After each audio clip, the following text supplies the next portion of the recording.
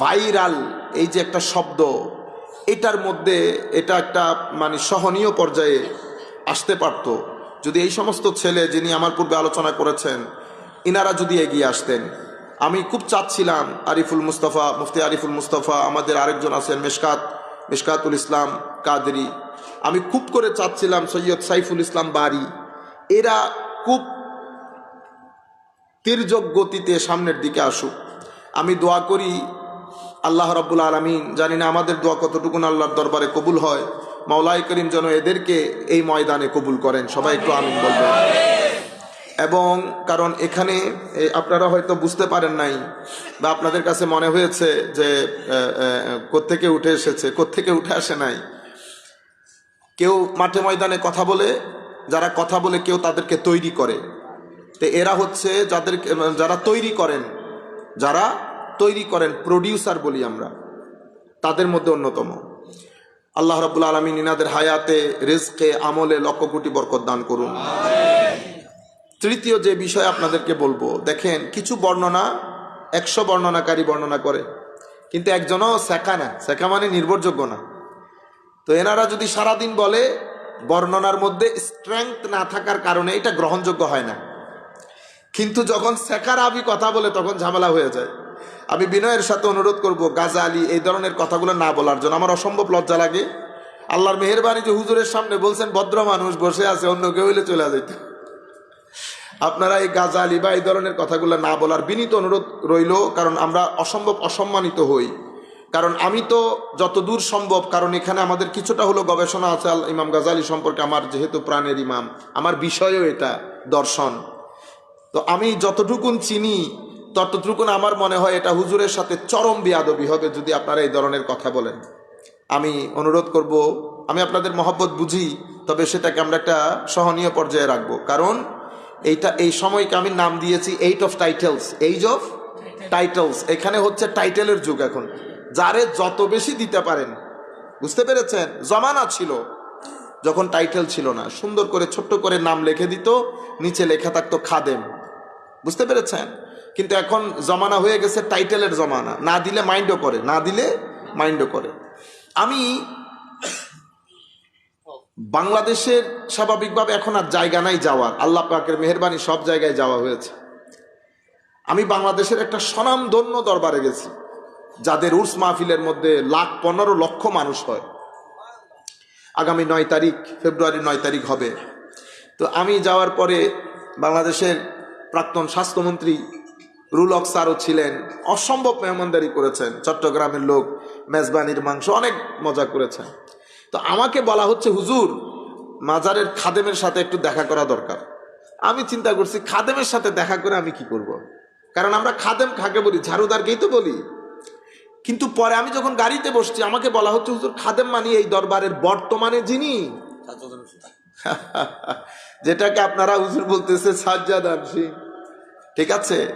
তো ওনারা সাজ্জাদা নসীন যিনি, ওনাদেরকে এটা বলেন না, বলেন খাদেম। এবং গত পরশু আমি একটা দরবারে গেছি, আমার বাংলাদেশে যত দরবারে আমি তকরির করেছি, সেই দিন গত পরশু রাজশাহীতে, নিশ্চয়ই উনি শুনবেন, ছোট্ট দরবার, অসম্ভব ডিসিপ্লিন, ওয়েল অর্গানাইজড। আমি সত্যিকার অর্থে তাসাউফের কিতাবের মধ্যে আমি যে ধরনের দরবারগুলোর কথা পড়েছি, সেই ধরনের চট্টগ্রামেও আছে, আমাদের ফৌজদারহাটে। আরেকটা দেখেছি এই প্রথম, এবং বক্তব্য দিয়ে আমি যেই পরিমাণ মজা পেয়েছি এবং যেই পরিমাণ কান্নার রোল দেখেছি, আমি আর বাংলাদেশে কোথাও দেখি নাই। ছোট মানুষ কম, কিন্তু মানুষগুলো তৈরি মানুষ। উনি আমাকে বলতেছেন, হুজুর এখানে এসে 1.5 বছরের বেশি কেউ থাকে না। কেন? আমরা তো তরিকতের পরীক্ষা নেই, তরিকতে 1.5-2 বছর পর পরীক্ষা দিতে হয়। হুজুর পরীক্ষার নাম নিলে আর কেউ আসে না। আপনি চিন্তা করতে পারবেন, 4 দিন ওনাদের উর্সে পাক ছিল, 4 দিনের স্কেজুয়াল দেখিয়েছে। আমি হলেও থাকবো না। আপনি তাহাজ্জুদ পড়বেন, কই আবার চাষ্ট পড়বেন, তাদের আবার নির্দিষ্ট তরিকায়ে মুজাদ্দিদিয়ার জিকির আজকার আছে, আমরা হলেও থাকতাম না। এই ধরনের উর্সে যদি আপনি যে কাউকে নিয়ে যান, তাকে আপনি সুন্নিয়তের তবলিগ করতে হবে না, অটোমেটিক্যালি তবলিগ হয়ে যাবে। অটোমেটিক্যালি তবলিগ হয়ে যাবে। তো আমি আপনাদেরকে বলতে চাচ্ছিলাম যে ওই টাইটেলের কথা বলতে গিয়ে এতগুলো, তো উনি আমাকে গাড়ি থেকে নিয়ে যাওয়া পর্যন্ত যেই পরিমাণ খেদমত উনি করেছেন, পরে আমি জিজ্ঞেস করতেছিলাম আমাদের সাথে যারা গেছে, ভাইজান পীর সাহেব কই? যিনি আপনার খেদমত করতেছেন উনি পীর সাহেব। উনি আমাকে বলছেন, হুজুর আমি এই দরবারের খাদেম। আমি খাদেম, আমি কেমনে বুঝি? আমরা তো চট্টগ্রামের লোক, শাহজাদা। কি শাহজাদা? এগুলা বলবেন না, শব্দগুলা না বলা উচিত, কারণ শব্দগুলার ভিতরেই অহংকার জড়িত, অহংকার জড়িত। যার কারণে আপনি শাহজাদা, উনি কিন্তু কখনো শাহজাদা লিখেন নাই, আল্লামা। ঠিক আছে, যেমন হুজুরের সাথে যদি আল্লামা লিখেন, আমার সাথেও যদি আল্লামা লিখেন, এটা যায় না, জিনিসগুলা যায় না। আপনারা শব্দগুলো এক জায়গায় রাখেন, যেই জায়গায় খাটবে সেই জায়গায় রাখেন। সব জায়গায় ব্যবহার করলে শব্দের স্বকীয়তা নষ্ট হয়ে যায়। চাচা যিনি, উনি চাচা, রাস্তাঘাটে সবাইকে চাচা বললে তো চাচার আমিত্ব নষ্ট হয়ে যাবে। যাই হোক, প্রাইমারিলি চাচ্ছিলাম এই কথাগুলো বলার জন্য। আর আল্লাহ পাকের মেহেরবানি, মাওলাই করিম। আচ্ছা, আরেকটা গুরুত্বপূর্ণ আমার মাথা থেকে সরে গেছে। আমি চাই যে আপনাদের মধ্যে এই জিনিসটা আসুক, এবং আমি চাই এই পরিবর্তনগুলো আসুক, একটা সংস্কার হোক। ওয়াজ করবেন না, আমরা ওয়াজ করব না, আমরা আলোচনা করব, বক্তব্য দেব, ওয়াজ না। আমরা ওয়াজ তো অনেক বড় জিনিস, ওয়াজ আর আলোচনা এক জিনিস না।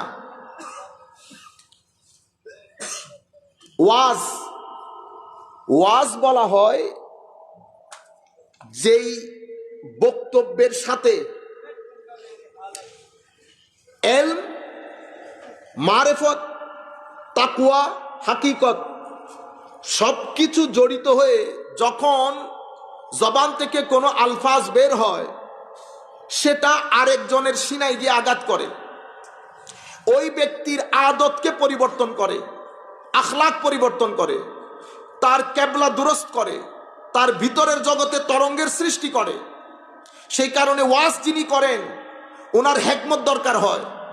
হেকমত শুধু এলম দিয়ে আসে না, হেকমতের জন্য এলমের সাথে সাথে তাহাজ্জুদ লাগে, সিজদা লাগে, চাস্ত লাগে, আওয়াবিন লাগে, খেদমতে খালক লাগে, তাকওয়া লাগে, তাওয়াদু লাগে, রেদা লাগে, আখলাক লাগে, বেনিয়াজি লাগে, সবর লাগে, শুকর লাগে, সত্যিকার অর্থে তরিকতের চর্চা লাগে, এবং খৌফ ও খশিয়তে খুদাবন্দি লাগে। এই জিনিসগুলা যাদের ভিতরে থাকে তাদেরকে আলেমে রব্বানি বলে। কুনু রব্বানিয়িন, কোরআনের আয়াত। ইমাম বুখারী রিওয়ায়াতের মধ্যে এসেছে, হযরতে আব্দুল্লাহ ইবনে আব্বাস রাদিয়াল্লাহু তাআলা আনহু তাফসীর করতে গিয়ে বলেছেন, রব্বানিয়িন মানে আল উলামা, উলামা ও ফুকাহা, মানে যাদের মেজাজ, আদত, ব্যবহার, চরিত্রের মধ্যে হিলম থাকবে, অসম্ভব ভদ্রতা থাকবে। মনে রাখবেন, অসম্ভব ভদ্রতা এক ব্যক্তির পক্ষে কখনো সম্ভব না আসা, যদি সেই ব্যক্তির নফসের জমিন অনুর্বর হয়ে, রুহের জমিন শক্তিশালী হয়ে, সেই ব্যক্তির সিনার ভিতরে যদি বিস্তৃতি তথা তাফাক্কুহ নসিব না হয়, শারহুস সদর না হয়, সিনা খুলে না যায়, তাইলে হেকমত নসিব হয় না। হেকমত ছাড়া ওয়াজ করা যায় না। এই জন্য হযরতে লুকমানের ব্যাপারে আল্লাহ বলেছেন, ওয়ালাকাদ আতাইনা লুকমানাল হিকমা, আমি লুকমানকে হেকমত দান করেছি। সেই কারণে লুকমান ওয়াজ করেছে। ওয়া ইজ ক্বালা লুকমানু লিইবনিহি ওয়া হুয়া ইয়াইযু, হযরতে লুকমান নিজের সন্তানকে ওয়াজ করেছেন। সেই ওয়াজ আল্লাহ কোরআনে পাকের মতো কিতাবের মধ্যে বর্ণনা দিয়েছে। তো কোরআন এই ওয়াজ বর্ণনা দিয়েছেন। লুকমান ওয়াজ করলো কিভাবে? তো কারণ আমি লুকমানকে হেকমত দান করেছি। মাওলা লুকমান হেকমত পেল কি করে? হায় হায়। ইমাম ইবনে কাসির, কুরতুবী সব কিতাবের মধ্যে এসছে। আমি আবারও হুজুরের কাছে বিনয়ের সাথে ক্ষমা প্রার্থনা করে নিচ্ছি। সুন্দর লাগতেছে না জিনিসগুলা, কিন্তু আমি ওই কিতাবের নামগুলো একটু বলতে হচ্ছে, অনেকজন দূর দূরান্ত থেকে দেখতেছে বিদায়। বর্ণনা করেছেন হযরতে লুকমান আলাইহিস ইসলামের ব্যাপারে। কোন কোন মুফাসসিরিন বলেছেন উনি হযরতে আইয়ুব আলাইহিস ইসলামের খালাতো ভাই ছিলেন। কেউ বলেছেন হযরত আইয়ুব আলাইহিস ইসলামের ভাগ্নে ছিলেন। কেউ বলেছেন হযরত দাউদ আলাইহিস ইসলামের সময়কালের ছিলেন। যেখানেই হোক, ওটা আমাদের বিষয় না। হযরতে লুকমান সিম্পল মানুষ ছিলেন। কালো ছিলেন, ইনসিগনিফিক্যান্ট যেটাকে বলে, সোসাইটির মধ্যে কোনো প্রসিদ্ধ পরিবারের ছেলে ছিল না, একেবারে নন কনসিডারেবল যেটাকে বলে, মানে এলাকার মানুষ দাওয়াত দিবে মতো সেরকম ফ্যামিলিও না। কিন্তু হযরতে লুকমান পবিত্র কোরআনের অংশ হয়ে গেছে। এবং সুন্দর একটা ইন্টারেস্টিং ঘটনা হচ্ছে, হযরত লুকমান আলাইহিস সালামের বন্ধু যাচ্ছেন একদিন ওনার ঘরের পাশ দিয়ে, ঘরের পাশে সরকারি লোক, মানে তৎকালীন যুগের যারা সমাজে হত্যাকর্তা যারা ছিলেন প্রধান, সবাই হযরত লুকমান আলাইহিস সালামের ঘরের বাইরে কনসালটেন্সি ফার্মের মতো হয়ে গেছে। সবাই কনসালটেশন নেওয়ার জন্য, পরামর্শ, যে আমাদের সরকারের পরামর্শক থাকে সেরকম। তো বন্ধু কৌতূহলী হয়ে ঘরের ভিতর ঢুকে দেখতে চাইলেন যে আসলে কে, দেখছি এটা লুকমান। তো উনি বলতেছেন, কিরে উনি তো আমরা একসাথে ছাগল চড়াতাম, তো বন্ধু আপনার এই অবস্থা হলো কি করে? হায় হায়। হযরত লুকমান তখন উত্তর দিলেন, এই বর্ণনা সব কিতাবের মধ্যে এসেছে। হযরত লুকমান বললেন, বন্ধু আমি কখনো আমার চোখ, আমার আল্লাহ নারাজ হয় এমন কোনো কিছু আমি আমার চোখ দিয়ে করি নাই। হায় হায় হায় হায়, এমনিতে আসে না এগুলা। বন্ধু আমার মুখ দিয়ে কখনো আমি গালিগালাজ করা, অশ্লীল বাক্য ব্যয় করা, গীবত করা তথা আল্লাহর মানে আল্লাহ নারাজ হন এমন কোনো কথা আমি আমার মুখ দিয়ে বলি নাই। আমার পেটে আমি কখনো, আমাদের আরিফ বলতেছিলেন এতক্ষণ পর্যন্ত, মুফতি আরিফুল ইসলাম সাহেব, পেটের হালাল হারামের বিষয়ে, বন্ধু আমি আমার পেটে কখনো হারাম দেই নাই। এবং আমার জীবনে আমি কখনো কোন একটা মিনিট, কোন একটা সময় আমার জীবনে আমি আননেসেসারি ব্যয় করি নাই। আমার জীবনে আমি কখনো এমন হয় নাই, টাকা থাকুক না থাকুক, মেহমান এসেছে আমি মেহমানদারি করি নাই, এটা কখনো হয় নাই আমার ঘরে। আমাদের বর্তমানে পুরা বাংলাদেশের মধ্যে, ইভেন গ্রাম অঞ্চলে পর্যন্ত ছড়িয়ে গেছে বিষয়গুলা। এটা আমাদের ইতিহাস ঐতিহ্যের সাথে জড়িত ছিল মেহমানদারি করা। পৃথিবী আমাদেরকে এভাবেই চিনে যে আমরা মেহমানদারি করা জাতি। আমাদের ঘরে খাওয়ান থাকুক না থাকুক, আমরা মেহমানের জন্য ছাগল জবাই করে দেওয়া জাতি। আমাদের এখানে এই যে গোশত, পোলাও, কোরমা, বিরিয়ানি, এগুলো আমাদের ওই ইতিহাস ঐতিহ্যের সাথে সম্পৃক্ত। পৃথিবী জানেও না এগুলা। মিডল ইস্ট আমাদের থেকে শিখেছে, তারা জানে না এটা। এটা এই বেল্টের কাজ। আফগান থেকে শুরু করে ইরান, তাশকান থেকে শুরু করে আমাদের এই বেল্টের মধ্যে সুফিয়াই কেরামের কারণে আমাদের এখানে মেহমানদারির, হালুয়া রুটি, শবে বরাতের মধ্যে হালুয়া রুটি, পাগলের গোষ্ঠীরা বলে এটা বেদাত হয়ে গেছে। বেটা আগ বুঝেন না, পর বুঝেন না, ইতিহাস জানেন না, শরীয়তের রূহ বুঝেন না, স্পিরিট বুঝেন না। আরে বেটা শবে বরাত আমাদের গুরুত্বপূর্ণ দিন। গুরুত্বপূর্ণ দিনে আমরা এমনিতেই মেহমান নামাজ, মেহমানদারি করি। গুরুত্বপূর্ণ দিনে এগুলো আমাদের খাওয়া দাওয়ার মধ্যে বড় ইম্পর্টেন্ট খাদ্য। পরোটা, হালুয়া, গোশত, বিরিয়ানি আমরা কি করতাম? আমাদের ইতিহাস ঐতিহ্যের অংশ হয়ে গেছে। আমরা এই ধরনের বড় বড় দিবসগুলাতে পাকিয়ে গরিবদেরকে খাওয়াইতাম। এই সমস্ত কতগুলা কি বলবো আমি, মানে মানুষের শর্ট ব্রেইন হয়, কিন্তু এরকম শর্ট ব্রেইন, এরকম মানে অবুঝ, আপনারা বুঝতে পেরেছেন? এটা বেদাত হয়ে গেছে, আপনি বুঝেনই না স্পিরিট। এটা আমাদের ইতিহাস ঐতিহ্যের অংশ। কিন্তু আজকের দিনে আমরা ঘরের মধ্যে মেহমান আসলে বললে আমাদের মা বোনদের চেহারা পরিবর্তন হয়ে যায়। আমরা নিজের চোখে দেখেছি, আমাদের ফুফুরা, আমাদের ঘরেও দেখেছি, আমাদের মাদেরকে দেখেছি। দিনের 1টা-1.5টার সময়ে 10 জন মানুষ আসলো, কখনো মুখ ভার করে নাই। 10টা মিনিট সময় দিলে হবে, ইনশাল্লাহ হয়ে যাবে। কেন? মনে রাখবেন, মা বোনেরাও শুনতেছেন, আপনারাও শুনতেছেন, কোন ঘরে যদি মেহমান আসে, মেহমান একা আসে না, মেহমান অনেক কিছু নিয়ে আসে। প্রথম যেই জিনিস মেহমানের মাধ্যমে হয় সেটা হচ্ছে আপনার ঘরে রোজগারের মধ্যে বরকত বেড়ে যাবে, প্রথম গ্যারান্টিড একেবারে। দ্বিতীয় যেই কাজ হবে, আপনার ঘর থেকে বালা মুসিবত দূর হয়ে যাবে। তৃতীয় যেই কাজ হবে, আপনার ঘরের ছেলে সন্তানের রোগ বালাই, তাদের অসুখ বিসুখ, এগুলা দূর হয়ে যাবে। এগুলা মেহমানের বাতাসে বের হয়ে যাবে। আমার নবী সাল্লাল্লাহু আলাইহি ওয়াসাল্লাম সেই কারণে আমাদেরকে বলেছেন, মান কানা ইউমিনু বিল্লাহি ওয়াল ইয়াউমিল আখিরি ফালইউকরিম দাইফা, আও কামা ক্বালা নবী সাল্লাল্লাহু আলাইহি ওয়াসাল্লাম। তুমি যদি মুমিন হয়ে থাকো তো অবশ্যই মেহমানের মেহমানদারি করবে। ফালইউকরিম বলেছেন, অবশ্যই যেন মেহমানের মেহমানদারি হয় সম্মানের সাথে। কেন? কারণ এখানে আমার নবীর উম্মতের ভালাই লুকায়িত আছে। দেখা যায় না, কিন্তু অনেক কিছু হয়ে যায়। আমি মা বোনদেরকে বলছি, এটা পরীক্ষিত জিনিস, আপনারা পরীক্ষা করে দেখতে পারবেন। এই জিনিসগুলো আমাদের ইতিহাস ঐতিহ্যের সাথে সম্পৃক্ত ছিল, কিন্তু সেই জিনিসগুলা আমাদের এখান থেকে আস্তে আস্তে উঠে যাচ্ছে। আমরা কিছুক্ষণ ধরে শরীফ পড়ি।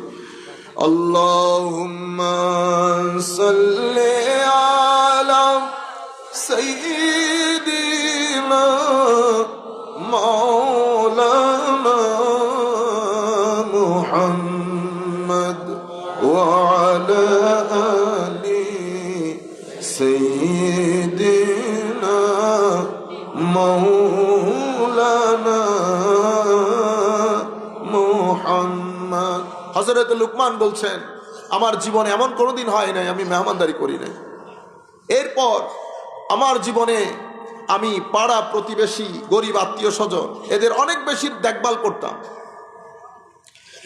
এগুলার কারণে উনি বলছেন এই জিনিসগুলা আমি লুকমানকে লুকমান হাকিমে পরিণত করেছে।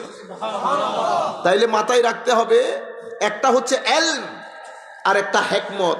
হেকমতের জন্য আমাদের চোখ, কান, নাক, পেট এগুলার হেফাজত লাগে। হেকমতের জন্য মুজাহাদা লাগে। হেকমতের জন্য রাতের বিশেষ ইবাদত লাগে। এগুলার মাধ্যমে যখন হেকমত আসে তখন বান্দা মেজাজের দিক থেকে অনেক ভদ্র হয়ে যায়। সেই কারণে ভদ্রতা, রুয়ে জমিনের মধ্যে যত সুফিয়ায়ে কেরাম কিতাব লিখেছেন সব কিতাবের মধ্যে তাসাউফের উসুল, মূল মন্ত্রের মধ্যে, মূল ভিত্তির মধ্যে একটা ভিত্তি রাখা হয়েছে, আত-তাওয়াদু, ভদ্রতা।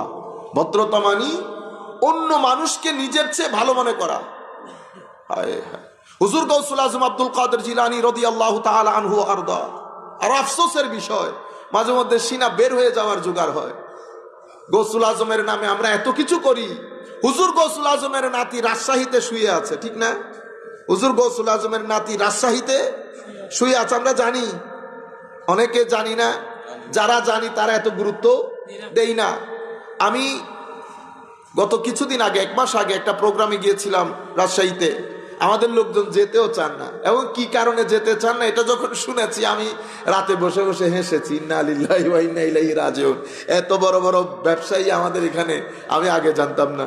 রাজশাহীতে যাইলে বলে 3 দিন শেষ হয়ে যায়, আসা যাওয়া ওখানে। এখন এক মাহফিলে যদি আপনার 3 দিন লস হয়, আমি আর বলতেছি না আর কি, তারা বুঝে নেন।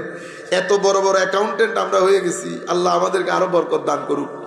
কিন্তু এই উর্বর ভূমিগুলো, এই উর্বর জমিগুলো আমরা আরেকজনের হাতে ছেড়ে দিয়েছি কোনো কারণ ছাড়া, এবং তারা কোনো ধরনের ডিফেন্স না নিয়ে চাষাবাদ করতেছে ওই এলাকাগুলাতে।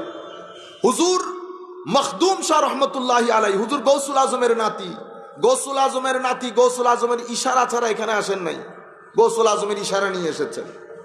ওনার জীর্ণ শীর্ণ মাজারে পাক। আমাদের এখানে কালকে মারা গেছে একজন, তারও আমরা টাইলস মাইলস করে বহুত কিছু করে ফেলি, কিন্তু হুজুরের মাজার জীর্ণ শীর্ণ।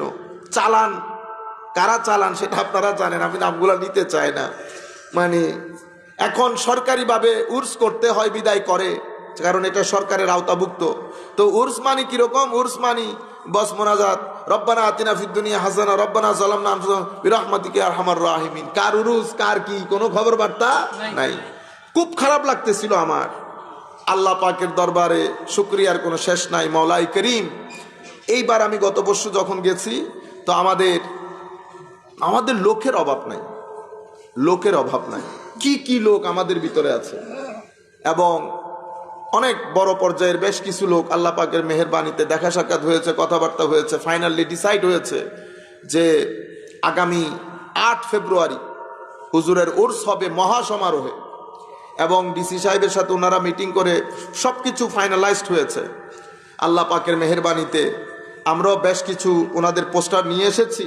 আমরা বলেছি যতটুকুন সহযোগিতা প্রয়োজন আমরা সহযোগিতা করব, এবং পোস্টারিংগুলো নিয়ে এসেছি, আমাদের ছেলেদেরকে দিয়ে লাগাবো। আপনাদেরকেও বলে দিচ্ছি, হুজুর গৌসুল আজমের নাতি, মাথায় রাখবেন এটা, হুজুর গৌসুল আজমের নাতি, মাথায় রাখবেন এটা, যাদের মাধ্যমে বাংলার জমিনে দ্বীনের চেরাগ জ্বলেছে। এখন আমি যদি হুজুরের আত্মীয়তা রক্ষা না করি, এরপরে আমি যদি হুজুর গৌসুল আজমের দরবারে দৌড় দেই, কবুল করবে না, গ্রহণ করবে না। তো হুজুর মখদুম শাহ রহমতুল্লাহি আলাই আমাদের রাজশাহীর জমিনে শায়িত আছে। আপনারা সুযোগ পেলে যাবেন। এখন তো আসা যাওয়া একদম ইজি হয়ে গেছে, আগের মতো আর সেরকম নাই, আসা যাওয়া ইজি হয়ে গেছে। আপনারা যখনই সুযোগ পাবেন অবশ্যই জিয়ারত করবেন, অবশ্যই জিয়ারত করবেন। আগামী 8 তারিখ হুজুরের ওরস হবে, সেখানেও যদি আপনারা যেতে চান অবশ্যই গিয়ে শরীক শামিল হবেন। হুজুর গৌসুল আজম আব্দুল কাদের জিলানী রাদিয়াল্লাহু তাআলা আনহু খুশি হবেন। সাল্লে আলা রাসূলিনা সাল্লে আলা মুহাম্মাদিন সাল্লে আলা হাবিবিনা সাল্লে আলা মুহাম্মাদিন। জমিন ও ज़मान तुम्हारे लिए, मकीन मकाम तुम्हारे लिए,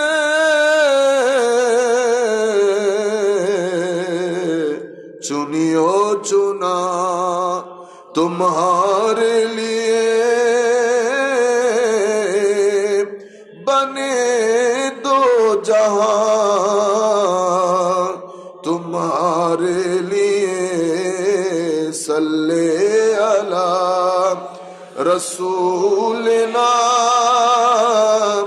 सल्ले अला मुहम्मदिन सल्ले अला शफीना सल्ले अला মুহাম্মাদিন। হুজুর নিজের ছেলেদেরকে ওয়াজ করছেন কিসের? তাওয়াদুর। কে? হুজুর গৌসুল আজম আব্দুল কাদের আল জিলানী রাদিয়াল্লাহু তাআলা আনহু। কো বেটা, জীবনে এগুলা হচ্ছে হুজুরের জীবনের শেষ ওয়াক্ত, এগুলা আল ফাতহুর রাব্বানির মধ্যে এসছে হুজুরের জীবনের ওয়াজ যেগুলা ছেলে সন্তানদেরকে করেছেন। কি বলেছেন? ভদ্র হতে, আত-তাওয়াদু, তোমরা অবশ্যই ভদ্র হবে। ভদ্রতা কি? ভদ্রতা পৃথিবীর প্রত্যেক মানুষকে নিজের চেয়ে ভালো মনে করা, এবং তো বড়কে সম্মান করবে। কেন? মনে করবা বয়সে বড়, আমলও বেশি। ছোটকে সম্মান করবা কেন? বয়স কম, গুনাহ কম, বয়স কম, গুনাহ কম। অমুসলিমকে সম্মান করবা কম, মৃত্যুর সময়কালে কে মুসলমান হয়ে পড়ে না তুমি জানো না সে জানে, সেই জন্য অমুসলমানের প্রতিও সম্মান করতে বলেছে। সুফিয়ায়ে কেরামের দরবার বড় আজীব দরবার। আমি মাঝে মধ্যে চিন্তা করি এরকম পরিবর্তন কেমনে হয়ে যায়। সুফিয়ায়ে কেরাম হচ্ছে অনেকটা সাকার মেশিনের মতো।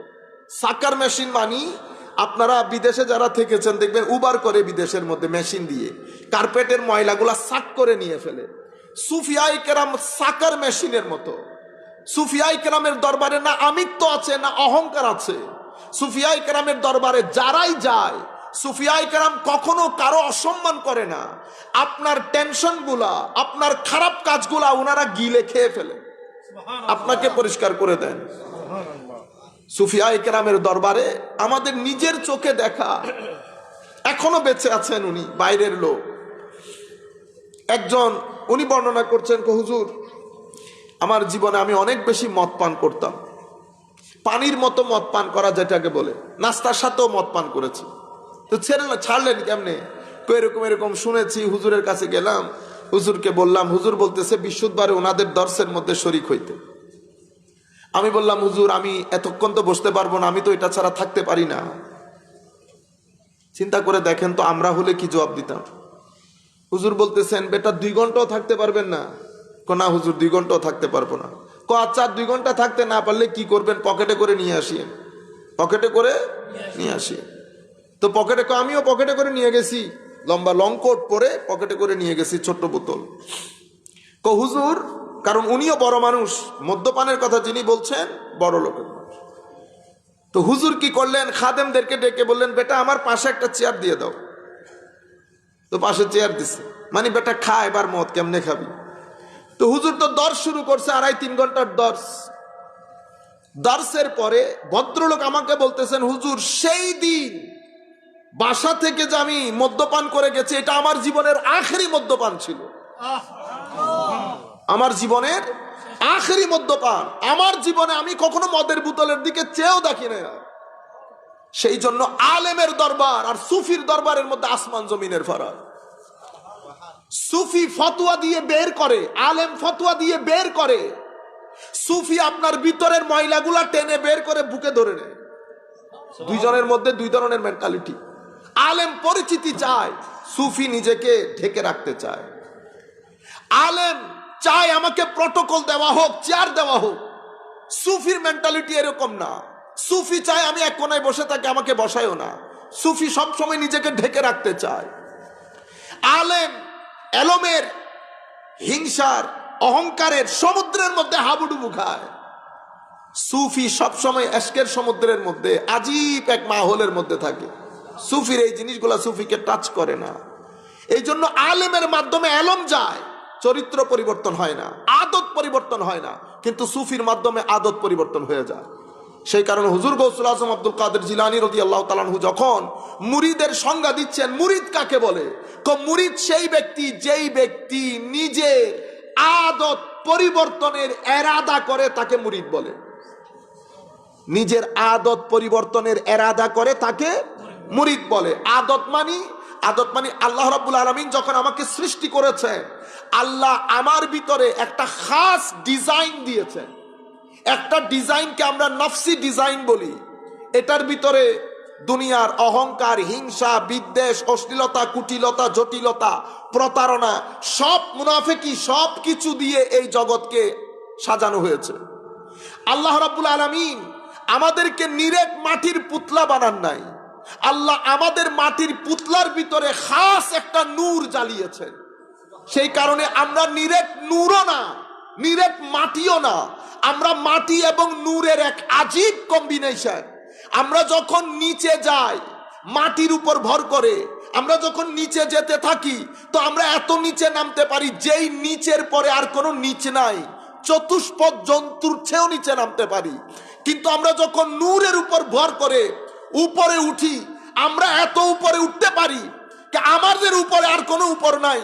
রুয়ে জমিনের মধ্যে আল্লাহ রাব্বুল আলামিন ইনসানের মধ্য থেকে একজনকে ইনসানে কামেল বানিয়েছেন। আল্লাহ তাকে, আমাদের নবীর কথা বলছি, সব দিক থেকে এত উঁচা করেছেন, এত উঁচা করেছেন। আমার নবী, আপনারা আমরা মাটি মাটি হাবি যাবি কত কিছুর মধ্যে, আরে বেটা আমার এই ইনসানে কামেল নবী পরিপূর্ণ নূরের উপর ভর করে উপরে উঠেছে, উপরে উঠেছে, উপরে উঠেছে। উঠতে উঠতে এত উপরে উঠেছে, সৃষ্টি নিচে থেকে গেছে, সৃষ্টি চেয়ে আছে, ইনসানে কামেল উপরের দিকে যাচ্ছে। অতঃপর ফেরেশতার জগৎ, ফেরেশতার জগতের মধ্যে ইনসানে কামেল সায়ের করছে। ইনসানে কামেল জান নাই, ইনসানে কামেলকে নিয়ে যাওয়া হয়েছে। জিবরিলের মতো জলিলুল কদর ফেরেশতা আমার নবীর গাইড হিসেবে ফুল ডিভাইন প্রটোকল দিয়ে আমার নবীকে ওই পুরা সৃষ্টি জগতের উপরের অংশ দেখিয়েছে। একটা সময় এসেছে জিবরিল আমিন বলেছেন, হুজুর আমি এর পরে আমি আর সফর করতে পারবো না, ওইটা আমার অংশ না, ওইটার জন্য আমার পাসপোর্ট নাই, ওইটার জন্য আমার ভিসা নাই, আমি এটা ক্রস করলে ইমিগ্রেশনে ধরা পড়ে যাব। ইমিগ্রেশনে আপনারা বুঝার মতো করে বলতেছি আর কি, ধরা পড়ে যাব। ওই জায়গা থেকে আমার নবীর ভিসা মাল্টিপল, আমার নবীর পাসপোর্ট ও ডিভাইন পাসপোর্ট, কোন জায়গায় যাইতে ভিসার দরকার হয় না। ইতোপূর্বে আমার নবী জগৎ দেখেছেন, এটা আমার নবীর পরিচিত জগৎ, ভয়ও করেন নাই। আমার নবী যাচ্ছেন, কুল কায়নাতের ফেরেশতার জগৎ নিচে থেকে গেছে, ইনসানে কামেল উপরে চলে গেছে। পুরা পৃথিবী আল্লাহ বাদে, আল্লাহর তার উপর নিচ নাই, আল্লাহর তার উপর নিচ নাই, আল্লাহর ডান নাই, বাম নাই, সামনে নাই, পিছন নাই, উপর নাই, নিচ নাই, মাস নাই, দিন নাই।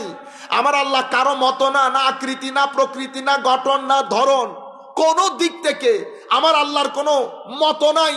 তখনও ছিলেন যখন কোনো কিছু ছিল না, এখনো আছেন আগে যেমন ছিলেন। কখন থেকে আছেন? যখন কোনো কখন ছিল না তখন থেকে আছেন, তখন থেকে আছেন। কুল কায়নাত নিচে, ইনসানে কামেল উপরে। আপনি চিন্তা করতে পেরেছেন ইনসানে কামেল কতটুকুন উঠতে পারে? এভাবে আল্লাহ রাব্বুল আলামিন ইনসানকে ডিজাইন দিয়েছেন। ইনসানের ভিতরের মধ্যে আল্লাহ আজীব জগৎ রেখেছেন, আল্লাহ আজীব জগৎ রেখেছেন। তো মুরিদ কাকে বলে? তো মুরিদ হচ্ছে যেই ব্যক্তি নিজের ভিতরের জগৎ অনুধাবন করে সে ইচ্ছা পোষণ করেছে যে আমি রুহের শক্তিকে কাজে লাগাবো, নফসের শক্তিকে আমি আমার ভিতরের জগতে দুর্বল করে দেব, নফসানিয়তকে রিমুভ করব, একেবারে মিনিমাম পর্যায়ে রাখবো। আমি রূহ এবং নূরের জগৎকে কাজে লাগিয়ে মাওলায়ে করিমের নূর, খুশনদি, কুরবত, মোহাব্বত, মাওয়াদ্দত, প্রেম, প্রীতি সবকিছু আমি রিসিপিয়েন্ট হব, গ্রহণ করব। এই ইচ্ছা পোষণ যেই ব্যক্তি করে তাকে মুরিদ বলে। এবং যেই ব্যক্তির মাধ্যমে তার এই আখলাক পরিবর্তন হয় তাকে সুফি বলে, তাকে সুফি বলে। সুফিয়ায়ে কেরাম, সেই কারণে আপনারা দেখবেন জালালউদ্দিন রুমি রাদিয়াল্লাহু তাআলা আনহু, উনি একটা সময় গেছে আলেম কুল শিরোমণি ছিলেন, সুফি ছিলেন না তখন। এই পরবর্তীতে সুফি হয়েছেন। আপনি যদি দুই জীবনের মাঝখানে একটা রেখা রেখে আপনি যদি উনি সুফি হওয়ার আগের জীবন, সুফি হওয়ার পরের জীবন দেখবেন আসমান জমিনের ফারাক। আমি শুধু দুইটা ফারাক আপনাদেরকে বলি, সুফিয়ায়ে কেরাম কেমন হন। আলেম যখন ছিলেন, এলমি দবদবা, রোব, প্রশ্ন করার আগে উত্তর, প্রশ্ন করার আগে উত্তর। কত আলেমদের যেরকম হয়, বড় উলামায়ে রব্বানি, রোব দবদবা থাকে। আপনারা আবার এটা কোনো দোষ মনে করতেছেন? আমাদের আরেক ঝামেলা আছে, আমরা আবার এটাকে কি মনে করি? দোষ। আরেকজন, গত কিছুদিন আগে আরেক জায়গায় ছিলাম, উনি বলে কোনো দরবারের লোক, উনি বাপখানা এমন করেছেন, সুফির কথা বলতে বলতে আলেমদেরকে নিচে নামাইতে নামাইতে আর নিচে নামানোর জায়গা নাই। পরে আমার বক্তব্যের মধ্যে আমি বলছি, ওই জন্য আমি চাইও না সব জায়গায় যেতে, সবার সাথে একটু বক্তব্য মঞ্চ শেয়ার করতে। এখন তো বড় ফিতনা হয়ে গেছে। গতকালকে এক জায়গায় গেছি, নাবালেক একটা ছেলে, নাবালেক কুষ্টিয়া ইউনিভার্সিটির মধ্যে বলে ইবে সেকেন্ড ইয়ার পর্যন্ত পড়ে, নো বুঝন আজ বালেক নয়, ইবে আট টেংলারি হতাশত দে, এটা কি হরাই নিজন বুঝিত তুই বেরো হইতি আই পরে মাহফিলুতুল নাই মেরে ইবের হইতে বেরে তি তো হয় বলে হতাহন ফুরি। এখন এদের মানুষ হল দি বেগুন আর শুনি নো আই সিটিংয়ে থদি কেন বুঝিবেল লাই ওই এর 50-50, কেউ এলে কেউ ইবে বলে আবার দরবারত ইবে তকবির দিয়ে নে নারাই আই দি নারাই তকবির উজুর কেবলার আগমন বেগিন হই নারা রেসালান ন হয় হই কিরে এর ভিতর ইম হইলে ইস্যু তুই বেরো হইতে নারা রেসালান ন হইলে তো হদুজুর এটা হইলে জামেলা হইব। ওমা হইল তুই এক জায়গাত হইবে, এক জায়গাত নহইবে কেন হইব? আর তুই হইলে ওয়াজ গুজু দে তোমার ই হন হইল হদুজুন আইতে তাই নজানি, আই তো সেকেন্ড ইয়ার ধরে দি হইতি আইও তো নজানি, আইও নজানি, তো আই নজানি দিয়ে আমরা কি করি? আমরা উলামায়ে কেরামের জবান থেকে যেগুলা শুনি প্রথমে পড়ি যেই কথাগুলো উলামায়ে কেরামের জবানে, আমার উস্তাদদের জবানে শুনি, শুধু সেগুলা বলি, বাকিগুলা বলি না। কারণ আমার বুঝের মধ্যে তো ভুল হইতে পারে, আমরা তো আর অনেক ভালো ছাত্র না, অনেক বড় আলেম না, এটা তো আপনারা বলতেছেন, আমি তো আমাকে চিনি, আপনারা বুঝতে পারছেন। এখন তো তুই আই হইলে হতা হয়ে ফেলি তো হজুজুর ভুল হইলে একটা মাফ করে দিই না, হয়তো আই মাফ করি এদু মানুষের তুই এটা মা বোন বললি তুই কি হতা হইউ ন বুঝন। আচ্ছা, আমি আপনাদেরকে যে কথাগুলো বলতে চাচ্ছি, তো হুজুর ওয়াজ করতেছে, সুফিরা এরকম হয়, মনে রাখবেন, একজন শরীয়তের বাগান দেখে, আরেকজন তরিকতের বাগান দেখে। শরীয়তের বাগান যিনি দেখেন ওনার মেজাজ এক ধরনের, তরিকতের বাগান যিনি দেখেন ওনার মেজাজ আরেক ধরনের। যদি আপনি সবাই সুফি হিসেবে ঢুকে যান, তো বুখারী শরীফ কে লিখতেন, মুসলিম শরীফ কে লিখতেন, ফিকহ ফতোয়ার কিতাব কে লিখতেন, ওয়াকি বিন জাররা কে হতেন? আপনারা বুঝতে পেরেছেন? ইব্রাহিম নবী, হাম্মাদ বিন কেউ হইতো না। আমার আল্লাহর প্রেরিত আমার নবী সাল্লাল্লাহু আলাইহি ওয়াসাল্লামের এই বাগান, এই বাগানের ডিপার্টমেন্ট তিনটা। একটা ডিপার্টমেন্ট হচ্ছে রেওয়ায়তের ডিপার্টমেন্ট, বুঝতে পেরেছেন? আরেকটা দেরায়তের ডিপার্টমেন্ট। রেওয়ায়তের মানে বর্ণনা করা, অমুক অমুক থেকে শুনেছে, এটা আমার নবী বলেছেন, ঠিক আছে। আরেক দল ওই রেওয়ায়তের ভিতরে ডুব মারে, ওখান থেকে হুকুম আহকাম বের করে, হুকুম আহকাম বের করে। কারণ ইভেন কোরআনের মধ্যেও এটাকে আমরা বলি নাহজুল কোরআন ফি বায়ানিল আহকাম। কোরআন যখন কোনো হুকুম বর্ণনা করে, তো কোরআন হুকুম বর্ণনার একটা স্টাইল আছে না? আপনি কি মনে করেন, আপনাকে যে জিজ্ঞেস করলাম এটা জায়েজ না না জায়েজ, আপনি বলতেছেন হুজুর এটা ফরজ, এটা ওয়াজিব, এটা সুন্নাতে মুআক্কাদা, এটা গায়র মুআক্কাদা, এটা মুস্তাহাব, এটা হারাম, এটা তাহরিমি, এটা ইসা, এটা তানজিহি, এটা খেলাফে আউলা। এটা কি আমার নবী বলে গেছেন কথাগুলা? এটা নবী বলেন নাই তো, কোরআনেও আসে নাই। এটা আমাদের উলামায়ে কেরাম করেছেন, যাদেরকে আপনারা পাত্তা দিতে চান না। আইমায়ে কেরাম করেছেন। কোত্থেকে করেছেন? কোরআন এবং সুন্নত থেকে। কিভাবে? এই যে আপনারা বলেন না ফরজ, কোরআনের মধ্যে আল্লাহ যখন কোনো কিছু করতে বলেন, তো কোনো কিছু করতে বলার ক্ষেত্রে আল্লাহ স্টাইল ব্যবহার করেছেন 18টা। কয়টা? 18 স্টাইলে। এটাকে বলে ডিমান্ড অফ কমিশন। কোনো কিছুর তলব করা, আপনাকে করতে বলা, আপনাকে করতে বলা।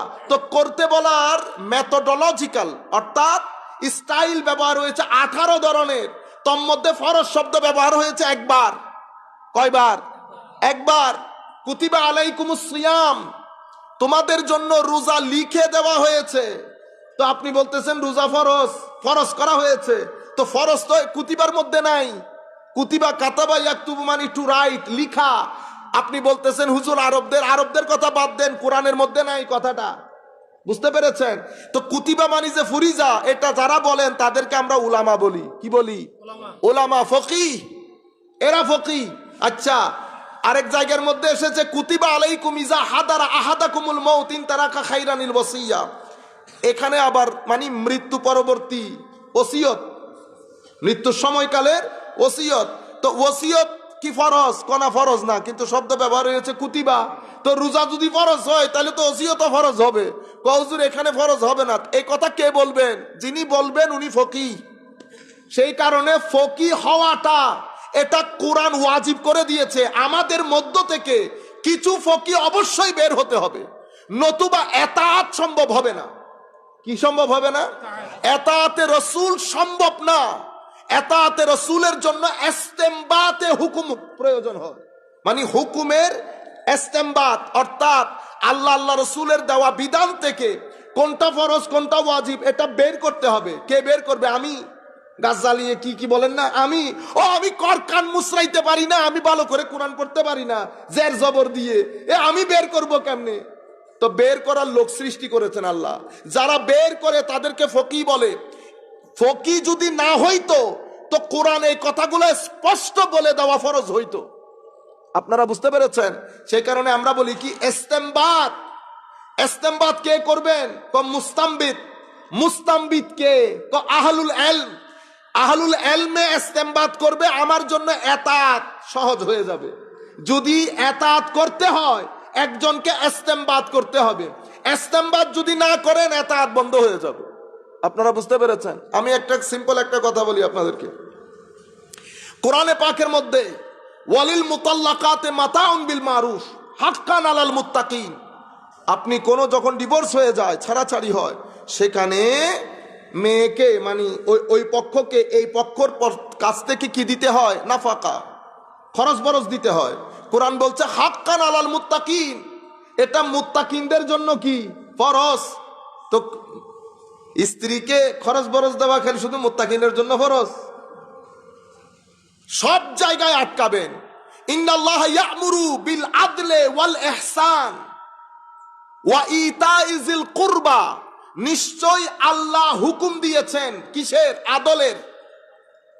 ওয়াল ইহসান, ইহসানের। ওয়া ইতাইজিল কুরবা, নিকট আত্মীয় স্বজনকে সহযোগিতা করা। কয়টা শব্দ? আদল। এখন আদল মানে কি? কি জিনিসকে আদল বলবো? কি জিনিসের মধ্যে আদল আসবে? আমার আল্লাহ তো ঠস করে আদল বলে ফিনিশ। এখন আদলের ব্যাখ্যা আমাদেরকে কে শিখাবে? ফকিহ দরকার আছে। আদল ফকিহ এসে বলে দেবে আদলের বাউন্ডারি এটা। এহসান মানে কি? আমি তো জানি না, কোরআন ডিফাইনও করেন না এহসান মানে কি। এখানে এহসান বলতে কি বোঝাচ্ছেন? উদ্দেশ্য কি হবে? এহসানের বাউন্ডারি কি হবে?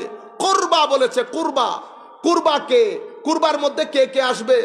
ঠিক আছে, ইন্নাল্লাহা ইয়া'মুরু, নিশ্চয় আল্লাহ হুকুম দিচ্ছেন। এখন আদলের হুকুম কি হবে? এহসানের হুকুম কি হবে? ইতাইজিল কুরবার হুকুম কি হবে?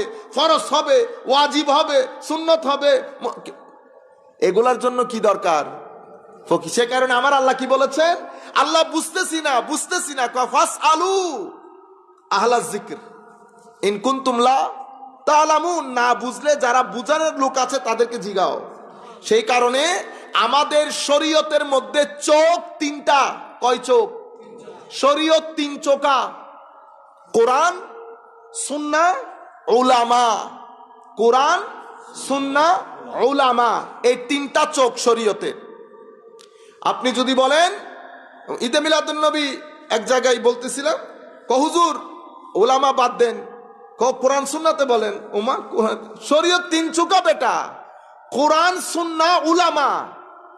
ইয়া আইয়ুহাল্লাযীনা আমানু আতিউল্লাহ ওয়া আতিউর রাসূল ওয়া উলিল আমরে মিনকুম। আতিউল্লাহ, আতিউর রাসূল আনকন্ডিশনাল। তাইলে এখানে দুইটা জিনিস এসেছে, আতিউল্লাহ, আতিউর রাসূল, ঠিক আছে, কোরআন এবং সুন্নাহ। এটা হচ্ছে আমাদের ধর্মের টেক্সচুয়াল নলেজ। টেক্সচুয়াল নলেজ মানে আমাদের কনস্টিটিউশন পরিবর্তন করতে পারবেন না, পরিবর্তন না, সংযোজন না, বিয়োজন না, পরিবর্তন না, পরিশোধন নো। তাইলে কোরআন এবং সুন্নাহ সংযোজন, বিয়োজন, পরিবর্তন, পরিবর্তন, পরিশোধন কোনো কিছু করতে পারবেন না। তো সময় পরিবর্তন হলে এগুলার নিয়ে কই যাব? ব্যাংকিং অনেক পরিবর্তন হয়ে গেছে না? রাষ্ট্র ব্যবস্থায় পরিবর্তন হয়েছে, রাষ্ট্র ব্যবস্থায় পরিবর্তন হয়েছে। কারণ আমি সিম্পল কথা বলি, হুজুর পাইছে ন্যাশনালিটি, বড় সৌন্দর্য ঘটনা। এটা ওনারা আসবেন দে হয়তো মনে হয় মেজাজ পরিবর্তন করতাম না সাইদি হুজুরুর ফতোয়াল্লাহ বলি বাসিন নেওয়া ভারি এডে হুজুর ভাই দে জাতীয়তা ন্যাশনালিটি ইংল্যান্ডর তো ইংল্যান্ডের ন্যাশনালিটি হইলে এটা কিরণ ভারি না হইতে পারি, কারণ আমি তাই করিয়েছি। হুজুরতে কি করেন পরে? শপথ লন পরে ন বুঝন। তো শপথ লইতে লাই গুন্দে জীবের নামে, আল্লাহর নাম শপথ ছাড়া আল্লাহর নামে শপথ নইলে ইবে বলে শিরিক হয়ে যাগুই ন বুঝন। ঠিক আয়ের ভিতরে হাল নামে শপথ লইন দে এত ব্যাগিন বই দই ব্যাগিন কি হয়ে গি যাইছো কি। তো অনেক যাতে ন্যাশনালিটি লইউন, ন্যাশনালিটি যাতে লইউন এই সরকারে ইরাকের বিরুদ্ধে আক্রমণ যুদ্ধ ঘোষণা না করে, তো ইরাক মুসলমানের দেশ ন, তাইলে অনে এনুগে রাষ্ট্রর ওবিডিয়েন্স মানে এতাত আনুগত্যর শপথ লইউন যেই দেশ মুসলমান দেশের বিরুদ্ধে যুদ্ধের ঘোষণা করছি। অনে আর জাগাত আসন না তেড়াই ফতোবাজি করতে লিখুন দে। আপনারা বুঝতে পারছেন? নিজের গারত ফেললে বেগিন ঠিক তাহে, নিজের গারত ফেললে বেগিন ঠিক তাহে। তো আমি আপনাদেরকে যেটা বুঝাইতে চাইতেছিলাম যে আমাদের এখানে আল্লাহ রাব্বুল আলামিন কোরআন এবং সুন্নাহ এটাকে বলে টেক্সচুয়াল নলেজ। এটা কখনো পরিবর্তন হবে না, কিন্তু সময় পরিবর্তন হয়। পৃথিবীতে সবকিছুর পরিবর্তন এসেছে। তো এই পরিবর্তনীয় পৃথিবীতে অপরিবর্তনীয় কোরআন সুন্নাহকে অ্যাডজাস্ট যারা করে তাদেরকে ফকিহ বলে। তাদেরকে কি বলে? ফকিহ বলে। এবং এদের অনুসরণ আমাদের জন্য আল্লাহ ফরজ করে দিয়েছেন। তবে এদেরটা আনকন্ডিশনাল না, এদেরটা কন্ডিশনাল। এদেরটা কন্ডিশনাল কিসের উপর? কোরআন সুন্নাহর সাথে। এখন আপনি বলেন সলফ ইসলাম কি? সলফ ইসলাম হচ্ছে কোরআন সুন্নাহ, কোরআন সুন্নাহ, ফিকা, মাযহাব, তাসাউফ, তরিকত সব কিছু মিলে সলফ ইসলাম। এগুলা থেকে যদি তরিকত, তাসাউফ, মাযহাব বাদ দিয়ে দেন তাইলে সলফ ইসলাম হবে না, সলফ ইসলাম হবে না। এটা আমরা পরবর্তীতে কোনো এক সময় বলবো, এটা আমাদের বিষয় না আজকে। আমরা যেই জায়গা থেকে কথা শুরু করেছি একটু দরুদ শরীফ পড়ি। আল্লাহুম্মা সাল্লি আলা সাইয়্যিদিনা মাওলানা মুহাম্মদ ওয়া আলা আলি সাইয়্যিদিনা মাওলানা মুহাম্মদ। আকবাদুনা মজরুহাতুন মিন সাইফে হিজরিল মুস্তাফা।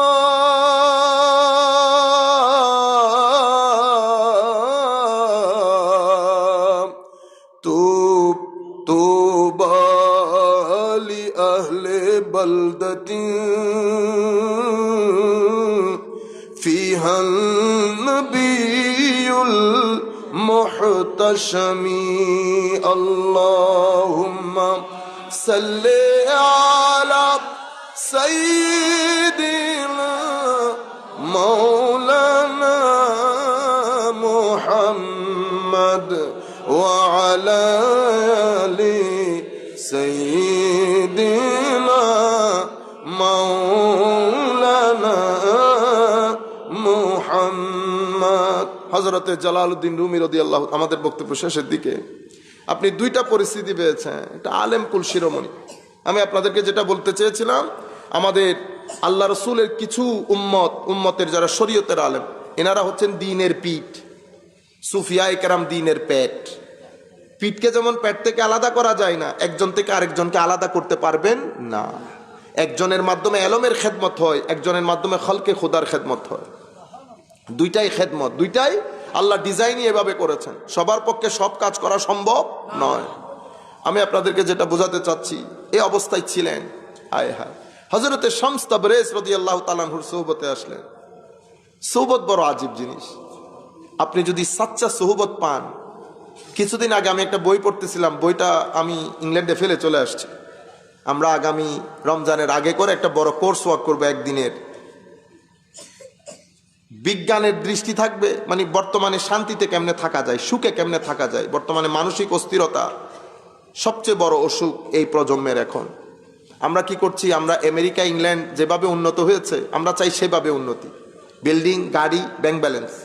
আমরাও মনে করছি কি ওইটাই উন্নতি। আমাদের ছেলেদেরকে জিজ্ঞেস করেন, চাকরি, টাকা, গাড়ি, ঘর, ওদের কাছে জীবন এটাই। পরিবার থেকে শুরু করে সমাজ, সমাজ থেকে শুরু করে রাষ্ট্র, ওদেরকে শেখানো হয়েছে এটাই জীবন। কিন্তু এটা তো জীবন না। যদি এটাই জীবন হতো তো হেদায়েতের দরকার কি ছিল? আল্লাহ রাব্বুল আলামিন এত নবী রাসূল পাঠানোর দরকার কি ছিল? কেন কারবালা? কি কারণে কারবালা? যদি এগুলাই জীবন হয় তো আমার আল্লাহ আকলের মতো আজিমুশান জিনিস দিয়েছে মানুষকে। কারবালার কোনো দরকার ছিল না, কিন্তু কারবালা ঘটিয়েছে, ঘটানো হয়েছে। কেন? কারণ আমরা মানুষ পৃথিবীতে বেঁচে থাকার জন্য শান্তির সাথে, আমাদের টাকা পয়সা যেমন দরকার, আমাদের মানসিক শান্তিরও দরকার। সেই জন্য আমাদের স্বাস্থ্য দুইটা, একটা শারীরিক স্বাস্থ্য, একটা মানসিক স্বাস্থ্য। শারীরিক স্বাস্থ্য কিছু জিনিসে ঠিক থাকে, মানসিক স্বাস্থ্য কিছু জিনিসে ঠিক থাকে। দেখুন না, উইন্টার, শীতকাল শুরু হওয়ার সাথে সাথে আমাদের ছেলেপুলে কাশি বেড়ে গেছে না? কিভাবে? হুজুর ভাইরাস শীতকালের কারণে। তো শীত কি মানুষের ভিতরে ঢুকে গেছে? কিছু একটা তো করছে, যেটা করছে সেটা দেখা যায় নাই। কিভাবে বুঝতেছি? ছেলের গায়ে ঠান্ডা লেগে গেছে, ঠান্ডা যায় না, অনেক সময় মরণব্যাধি হয়ে যায়, ঠিক না? ঠিক যেভাবে আবহাওয়া আপনার শরীরের উপর অন্যভাবে প্রভাব বিস্তার করে, ঠিক সেইভাবে যদি আবহাওয়া রুহানি হয়, সেটাও আপনার মানসিক স্বাস্থ্যের উপর সেই আন্দাজে প্রভাব বিস্তার করে। এবং আপনি যদি আপনার রুহের গেজা না দেন, রুহের খাদ্য না দেন, শুধু বিল্ডিং, টাকা পয়সা দিয়ে আপনি কখনো শান্তি প্রতিষ্ঠা করতে পারবেন না। পৃথিবীতে এখন হাউ টু বি হ্যাপি, কিভাবে সুখী থাকা যায়, আপনি জানেন পৃথিবীতে সবচেয়ে এক্সপেন্সিভ দামি কোর্স ওয়ার্ক হচ্ছে এটা। আপনি ইংল্যান্ডের মধ্যে, যদি ইংল্যান্ড আমেরিকার মধ্যে একদিনের একটা কোর্স করেন, আপনি একদিনে 5-10 লাখ টাকা কামাই করতে পারবেন। কারণ মানুষের অন্তরে শান্তি নাই, মানুষের অন্তরে শান্তি নাই।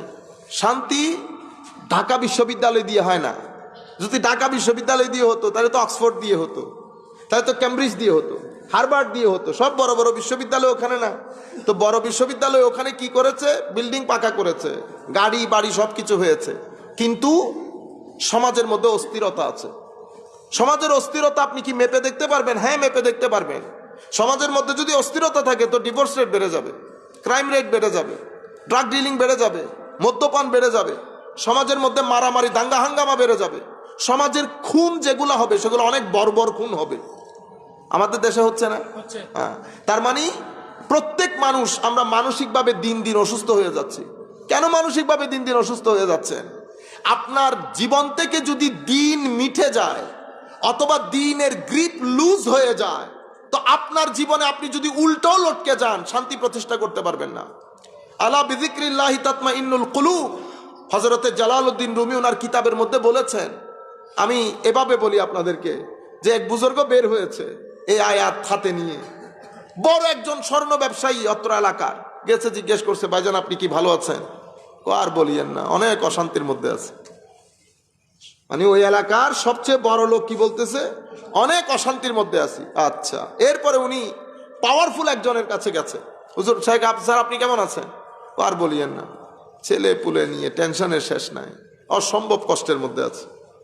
এভাবে উনি সমাজের সর্বস্তরের লোকের কাছে গেছে, সবাই যার যার দুঃখ দুর্দশা বুঝিয়েছে। এক দরবেশের কাছে গেছে, গাছের নিচে বসা। ভাইজান আপনি কেমন আছেন? আলহামদুলিল্লাহ রাব্বিল আলামিন। ঘর বাড়ি নাই? নাই। খারাপ লাগে না? না মালিকে দেয় নাই। নাই, খারাপ লাগবে কেন? আসমান আছে না? খেয়েছেন? না। কালকে? না, কালকে সকালবেলা খেয়েছিলাম একবার। তো খিদা লাগে নাই? লেগেছে। খারাপ লাগে না? না। কেন? যিনি মালিক উনি এখনো দেন নাই, দিলে খাবো। তখন উনি রাতের বেলা আল্লাহর দরবারে হাত তুলে বলতেছে, আল্লাহ আলা বিযিকরিল্লাহি তাতমাইন্নুল কুলুব। জিক্রি ইলাহি বাদে আপনার জীবনে ইতমিনানে কলব ইম্পসিবল। আপনি প্রাণ নিয়ে ঘুরেন আর যা নিয়ে ঘুরতে থাকেন, লাভ নাই। আপনারা বুঝতে পেরেছেন? সেটা আলাদা, আমরা কিছুদিনের মধ্যে করব, আপনারা পারলে অনলাইনে শরীক হতে পারেন। একটা বই লিখেছেন ভদ্রলোক ডেভিড হকিং, পাওয়ার ভার্সেস ফোর্স। এই কিতাবের মাধ্যমে আমি কিতাবটা পড়েছি, কিছু যতটুকুন পড়েছি ততটুকুনের মধ্যে মনে হয়েছে উনি সুফিবাদকে পরিপূর্ণরূপে বৈজ্ঞানিকভাবে প্রতিষ্ঠিত করেছেন আমি শুধু এই কথাটা আপনাদেরকে বলি, খুব ইম্পর্টেন্ট। মানুষ আমরা হচ্ছি এনার্জেটিক বিইং। আমাদের ভিতরে সবকিছু তো শক্তির উপরে চলে, ঠিক না? আমরাও শক্তির উপরে চলি। তো মানুষের শক্তি, উনি একটা ডায়াগ্রাম দিয়েছেন এভাবে, যার ভিতরে 500 মানে 500 সমপরিমাণ এনার্জি থাকবে, সেই ব্যক্তি অনেক মানুষকে উপকৃত করতে পারবে, মানসিক শান্তি ডিস্ট্রিবিউট করতে পারবে 500 পর্যন্ত থাকলে। আর এই ব্যক্তির এনার্জি লেভেল যদি 700 পর্যন্ত হয়, তো সেই ব্যক্তি মিনিমাম 7 কোটি মানুষকে শান্তি বিলি করতে পারবে। 7 কোটি মানুষকে শান্তি বিলি করতে পারবে। তো আমরা বলি যেই ব্যক্তির এনার্জি লেভেল 500 পর্যন্ত এসেছে, সেই ব্যক্তিকে আমরা আল্লাহর ওলি বলি। যেই ব্যক্তির লেভেল 700 পর্যন্ত এসেছে, সেই ব্যক্তিকে আমরা কুতুবুল আকতাব বলি। আর উনি ওখানে আরেকটা লেভেল বলেছেন, উনি বলেছেন এই লেভেলের কেউ নাই। আমরা বলতেছি বেটা আছে, ওই লেভেলে আল্লাহর নবীদেরকে আল্লাহ বানিয়েছেন। এটা কোন লেভেল? এটা 2500 লেভেল। এই লেভেল কোন ব্যক্তির মধ্যে থাকা সম্ভব না। কেন? এই লেভেলের এনার্জি যে ব্যক্তির ভিতরে থাকবে, সে পুরো ভূখণ্ড পরিবর্তন করে দিতে পারবে। আমরা বলতেছি 2500 লেভেলের শান্তি বন্টনকারী এক ব্যক্তি আল্লাহ বানিয়েছেন, ইনসানে কামেল। ওয়া মা আরসালনাকা ইল্লা রাহমাতাল লিল আলামিন। কাশ তুমি যদি আমার নবীর জীবনী পড়তে, তো তুমি বুঝতে পারতা যে এনার্জি লেভেল 2500-এর মতো তোমার দৃষ্টিতে কেউ নাই। আছে, আল্লাহর নবীদেরকে আল্লাহ এই লেভেলের করে পাঠিয়েছেন, এই লেভেলের করে পাঠিয়েছেন। সেই কারণে উনি বলছেন, তো আপনার ভিতরে যদি এই এনার্জি থাকে, আপনি যেই ব্যক্তির সাথে কথা বলবেন, অটোমেটিক্যালি সেই ব্যক্তি ভিতর থেকে রিল্যাক্সড হয়ে যাবে। আপনাকে দেখে ভিতর থেকে কেমন যেন ভালো লাগবে। আমরা যেটাকে সোহবত বলি, কি বলি? সোহবত।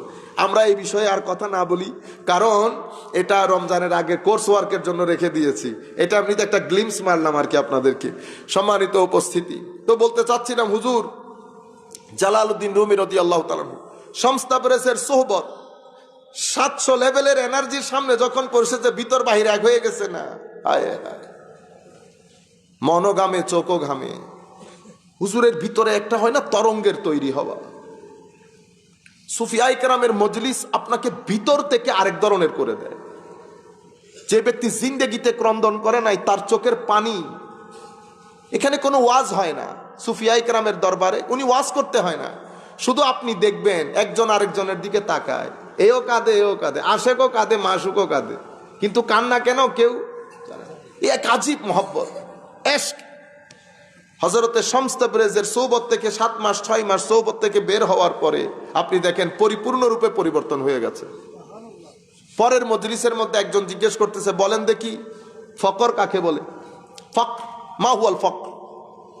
উনি কোনো উত্তর দেন না, চুপ। হুজুর আমি আপনাকে বলতেছি ফকর কাকে বলে। যিনি জিজ্ঞেস করতেছেন উনিও বড় আলেম, চুপ। হুজুর ফকর কাকে বলে? চুপ, উত্তর দেয় না। তো চলে গেছেন উনি মজলিস ছেড়ে। ওনার উস্তাদ বসা, উস্তাদকে বলতেছেন, কই আপনার ছাত্র তো কোনো উত্তর দিলেন না। কোনা আমার ছাত্রের উত্তর আপনাকে দিয়ে দিয়েছে। কথাই বললেন না, আপনি বলতেছেন উত্তর দিয়ে দিয়েছে। বলেছে তো। আমার ছাত্র বোঝাতে চেয়েছে অনেক জেনে যিনি চুপ করে থাকেন তাকে ফকির বলে, অনেক জেনেও চুপ করে থাকেন তাকে কি বলে? এটাকে ফকর বলে। যার ভিতরে এটা আছে তাকে ফকির বলে। পৃথিবীর সবচেয়ে বড় ফকরের মালিক আমার নবী সাল্লাল্লাহু আলাইহি ওয়াসাল্লাম। লাউ কুনতু আ'লামুল গায়বা, আমি যদি গায়েব জানতাম, আমি যদি গায়েব জানতাম তো কত কিছু করে ফেলতাম। আমার পাগল ভাইয়েরা মনে করে যে উনি গায়েব জানেন না বলতেছে। আরে ভাই, যখন অনেক কিছু জানে তখন না জানার ভান করা এটা নবীদের সুন্নাত, এটা নবীদের সুন্নাত। রয়ে গেল কতটুকুন জানে না জানে, আপনি ট্যাপ দিয়ে মাপেন। বলার যা আমার আল্লাহ বলে দিয়েছেন। কি বলেছেন? ওয়া কানা ফাদলুল্লাহি আলাইকা আজিমা। আমার নবী জানেন, যা জানেন সেটা অনেক মহান, গ্রেট। আপনারা বুঝতে পেরেছেন তো? অনেক জেনে না জানার বান করা সুফিয়ায়ে কেরাম বলেন ফকর। আর এটা আমার নবীরও সুন্নত, আমার নবীরও সুন্নত। সম্মানিত উপস্থিতি, দেখছেন পরিবর্তন হয়ে গেছে। আর একটা আখলাকি পরিবর্তন কি এসেছে দেখেন। দর্শ দিয়ে হুজুর বাড়িতে যাচ্ছেন, প্রতিমধ্যে একটা কুকুর বসা, কুকুর ঘুম। হুজুর কুকুরের পাশে দাঁড়িয়ে আছে। ছাত্র অনেকক্ষণ দেখতেছে উস্তাদ দাঁড়ানো, দৌড় দিয়ে আসছে, হুজুর এতক্ষণ দাঁড়িয়ে আছেন? কুকুর ঘুমাচ্ছে। ছাত্র মনে করেছে আর কুকুরকে তো দৌড়ান দিতে হবে। ছাত্র চাইতেছেন কুকুরকে দৌড়ান দিতে, উনি হাত ধরে ফেলছেন, বেটা না, খলকে খোদা ঘুমাইতেছে, ঘুমাইতে দাও, আরাম করে নেক। একটা কুকুর মানে সুফিয়ায়ে কেরামের ভিতরে যখন মহব্বতে খোদাবন্দি এশকের রূপ ধারণ করে, তখন এরা আল্লাহর সৃষ্টির একটা পিঁপড়াও তাদের কাছে অনেক বড়। তারা একটা পিঁপড়ার মন ভাঙতে চায় না। আর আপনারা ঘরে বসে বসে যখন এই ফতোয়াবাজ হবেন, তো আপনারা ফতোয়া দিয়ে দিয়ে মানুষকে 1 ভাগ 2 ভাগ 3 ভাগ, আবার নাম দিবেন আপনি মুরিদ, আপনি গোলাম, দরবারের গোলাম। না, দরবারের গোলাম এরকম হয় না। আমাদের সমস্যা হচ্ছে আমাদের এখান থেকে তাসাউফের কিতাব পড়া বন্ধ হয়ে গেছে, গাজালি বন্ধ হয়ে গেছে। এক ব্যক্তি আমরা কোনোদিন মোনাজাতে গাজালির নাম নেই না। কুল কায়নাত যাকে হুজ্জাতুল ইসলাম বলে, কোন ব্যক্তি মোনাজাতের মধ্যে আহলুস সুন্নাত ওয়াল জামাতের কথা বলতে গিয়ে আলা হযরতের উপরে উঠি না আমরা। মনে রাখবেন, আহলে সুন্নাত ওয়াল জামাতের ইমাম আবুল হাসান আশআরী, ইমাম আবু মনসুর মাতুরিদি, অতঃপর অসংখ্য উলামায়ে কেরাম, আইম্মায়ে কেরাম আহলুস সুন্নাত ওয়াল জামাতের খেদমত করে গেছেন। ওনাদের নাম না নিলে বেয়াদবি হবে না? আমরা নাম কিভাবে নেব? বড়দের নেব, অতঃপর আমরা আলা হযরতের নেব। কিন্তু আপনি বড়দের, যাদের মাধ্যমে যাদেরকে কি বলা হয়, হায় হায় হায়, কুল কায়নাত যাদের ইমামতের উপর একমত করেছেন, বাকিল্লানির মতো ইমাম, ফৌরকের মতো, আসফারাইনির মতো, বাজদাবির মতো, নসফির মতো ইমাম বাদ দিয়ে ফেলেছি। আমাদের লোকজন মনে করে কি বাইরে আমাদের আর দূরে কেউ নাই। কি দূরে কেউ নাই ভাই? ওই কই যুগ থেকে কোন যুগ থেকে কোন যুগ পর্যন্ত কোথায় মাতুরিদি, আজকের মাতুরিদি 2 থেকে 300 হিজরির মাঝখানে যাত্রাপথ শুরু ইমাম আবুল হাসান আশআরী সহ কুল কায়নাত এত বড় বড় বুজুর্গানে দিন, হুজুর গৌসুল আজম থেকে শুরু করে উপরের লেভেল পর্যন্ত যান। উনিও তো প্রায় পরবর্তী যুগের আল্লাহর ওলি। প্রথম যুগে যদি চলে যান, সেই যুগ থেকে এই যুগ পর্যন্ত যাদের ইমামতের উপর পৃথিবী ঐক্যবদ্ধ, আমরা তাদের নামও নেই না, আমরা তাদের নামও নেই না। আল্লাহ রাব্বুল আলামিন আমাদের হামি ও নাসির হোক। আমরা মুফতি আমিমুল ইহসান রহমতুল্লাহি আলাইহি নামও নেই না কখনো। আমাদের এখানে এই যে কিছুদিন আগে উর্স হয়েছে, হুজুর আল্লাহুম্মা সাল্লি আলা সাইয়্যিদিনা মুহাম্মাদিন বারিক ওয়া সাল্লিম, বাদশাহ হুজুরের আবেদ শাহ মুজাদ্দিদি রহমতুল্লাহি আলাইহি, হযরতে আবেদ শাহ মুজাদ্দিদ। ও ভাই, যারা বীজ বপন করেছে, যারা মাঠে ময়দানে আহলে সুন্নাত ওয়াল জামাতকে চাঙ্গা করেছে, আমরা নাম নিতে হবে না? আমি যখন নাম নেব তো বড় বড় সবার নেব, নাম না নিলে কারো নিব না। আলেম, হাফেজ, বুজরক, উলামায়ে দ্বীন, জাকিরিন, সালেহিন, বাস ফিনিশ। শাহজালাল ইয়ামানি নামই নেই না, হযরতে বদর শাহ কেবলা নামই নেই না, শাহে আমানত নামই নেই না। আপনারা কখনো সালাতু সালামের মধ্যে আপনারা তো সালাতু সালাম দিতে দিতে কত দূর পর্যন্ত চলে যান, জান না আপনারা? আমরা মুস্তাফা জানের রহমতের মধ্যে কখনো শাহে আমানতের নাম নিয়েছি? আমাদের ছেলেপুলে জানতে পারবে বাংলার জমিনে, চট্টলার জমিনে ইসলাম কারা প্রচার করেছে? বদর শাহ হুজুরকে চিনে কেউ? বুঝতে পেরেছেন? মনে রাখবেন, যার যেটা হক তাকে সেটা দেওয়া, এটা আমার আল্লাহরও সুন্নত, আমার নবীরও সুন্নত। আপনারা কি বলেন? আমানতু বিল্লাহি ওয়া মালাইকাতিহি ওয়া কুতুবিহি ওয়া রুসুলিহি। আমানতু বিল্লাহি ওয়া মালাইকাতিহি ওয়া কুতুবিহি ওয়া রুসুলিহি। আমি শুধু নবীর উপর ঈমান আনলে হবে? কার উপর ঈমান আনতে হবে? আদমের উপর ঈমান আনতে হবে না? ঈসা, মুসা, ইউসা বিন নুন সবার উপর ঈমান। মাওলা উনাদের উপর কেন? যারা এই দ্বীনের একটা ইট লাগিয়েছে তাদেরকেও, পুরাতনকেও কি করতে হবে? স্মরণ। তাহলে পুরাতনকে স্মরণে রাখা এটা আমার আল্লাহরও সুন্নত, এটা আমার আল্লাহরও। সেই কারণে কোরআনের মধ্যে আল্লাহ কিছু পুরাতনের ঘটনা বর্ণনা করেছেন। নূহের ঘটনা বর্ণনা করেছেন, ইব্রাহিমের ঘটনা, মুসার ঘটনা, ঈসার ঘটনা আলাইহিমুস সালাম বর্ণনা করেছেন। কেন? যেন পুরাতনের সাথে আমাদের যোগাযোগ থাকে। আমরা নতুনকে নিয়ে যেন পরিপূর্ণরূপে পুরাতন ভুলে না যায়। আমার আল্লাহ বলতে পারতেন ইমামুল মুরসালিন এসে গেছে, এখন আর মুসার উপর ইমানের কোনো দরকার নাই। আমার আল্লাহ সেটা বলেন নাই। আমার আল্লাহ পুরাতনকেও কি করতে বলেছেন? স্মরণ করতে বলেছেন। এটা আল্লাহর সুন্নত হয়ে গেছে এখন। আপনারা বুঝতে পেরেছেন? আমি তরুণ প্রজন্মকে, আপনাদের না, তরুণ প্রজন্মকে আমরা বলতে চাচ্ছি, এটাকে হিকমত বলে। ওয়াদউ শাই ফি মাওদিহি, যেটাকে যেই জিনিস যেখানে রাখা দরকার সেই জিনিসকে সেখানে রাখা, এটাকে হিকমত বলে, এটাকে হিকমত বলে। এটা হযরতে জালালউদ্দিন রুমি, আল্লামা ইকবাল পর্যন্ত আসেন। আল্লামা ইকবালের একটা সময় হচ্ছে আসরারে খুদির আগে, আর একটা জীবন আসরারে খুদির পরে। আসরারে খুদির আগের আল্লামা ইকবাল দেখলে অহংকার আল্লামা ইকবালের দর্শনের জগতে, অর্থনীতির জগতে পা রাখতে পারতো না কেউ আল্লামা ইকবালের সামনে। সেই আল্লামা ইকবাল যখন আসরারে খুদি, অর্থাৎ যখন জালালউদ্দিন রুমির প্রেমে পড়েছে, মসনবীর প্রেমে পড়েছে, আসমান জমিনের ফারাক চলে এসেছে আল্লামা ইকবালের জীবনে। মদিনা শরীফ যায় না। হুজুর মদিনা শরীফ যাবেন না কেন? আমার নবীকে চেহারা কেমনে দেখা। নবী যদি জিজ্ঞাসা করে, ইকবাল কি করেলা, কি করে আসছো, আপনি দেখছেন মনোজগতের মধ্যে কি পরিবর্তন চলে এসেছে। এই জন্য এসকে খুদাবন্দি, আমার নবীর প্রতি আদব তাজিম, নিসবতে আউলিয়া যখন কারো সিনার ভিতরে ঢুকে, ব্যক্তির জীবনের মধ্যে একটা আমূল পরিবর্তন চলে আসে। আমি আল্লাহর ইজ্জতের কসম করে বলতেছি, আমার আল্লাহ আগে যেমন করতেন এখনো তেমন করেন। আগে যেমন ব্যক্তির সিনার ভিতরে ধরা দিতেন, এখনো ব্যক্তির সিনার ভিতরে ধরা দেয়। হ্যাঁ, কারো পাত্র পাহাড় সমান, তারা পাহাড় সমান কুরবত পেয়েছে। কারো পাত্র কাপের মতো, তারা কাপের মতো কুরবত পেয়েছে। আরে কুরবত কাপের মতো হোক, পাহাড়ের মতো হোক, বিন্দুর মতো হোক, কুরবত আল্লাহর কুরবত, এটার স্বাদের কোনো সীমা পরিসীমা নাই। কাশ যদি আমরা তরুণ প্রজন্মকে সেই স্বাদগুলো একটু দিতে পারতাম। আমার আল্লাহর কুরবতের স্বাদ, আমার নবীর নিসবতের স্বাদ, আউলিয়া ইকরামের নিসবতের স্বাদ, জিকিরের নিসবত এবং মাওলায়ে করিম তথা আমার নবী সাল্লাল্লাহু আলাইহি ওয়াসাল্লামের দরুদের যৌগ যদি আমরা তরুণ প্রজন্মের সিনার ভিতরে প্রজ্বলিত করতে পারতাম, ঘৃণা, বিদ্বেষ, অহংকার মিটে যেত। মনে রাখবেন, ডিবেট করে কখনো সুন্নিয়তের প্রচার হয় নাই। ডিবেটের মাধ্যমে, একজনের সাথে একজন মারামারি, কাদা চোরাচুরির মাধ্যমে না। সুফিয়ায়ে কেরাম যেখানে গেছে জিতে যেতে চাই নাই, আপনাকে কনভিন্স করতে চেয়েছে, আপনার সিনা ঘুরিয়ে দিয়েছে আদবের মাধ্যমে, আখলাকের মাধ্যমে।